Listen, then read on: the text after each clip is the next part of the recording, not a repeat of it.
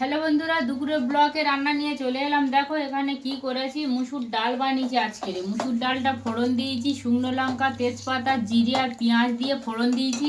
ডালের পাতে এখানে পেঁয়াজ কালি আর আলু ভাজা আছে কালো জিরে ফোড়ন দিয়ে। আর এটা কি বলো তো বন্ধুরা, বাতুয়া শাক। বাতুয়া শাক আলু আর বেগুন দিয়ে বেশি করে রসুন আর শুকনো লঙ্কা কালো জিরে দিয়ে একটু মাখা মাখা এটা খুব শুকনো শুকনো তরকারি করিনি বন্ধু।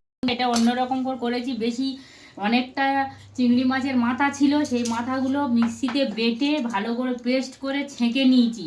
নিয়ে রসটা বার করে নিয়ে তেলের মধ্যে ভালো করে ভেজে তো এই বাতুয়া শাকটা আলু দিয়ে বানিয়েছি। আর এখানে মাছ ভাজা আছে, পেঁয়াজ আছে, লঙ্কা ভাজা আছে আর আলু মাখা আছে বন্ধুরা, ভাজা লঙ্কা নুন তেল দিয়ে।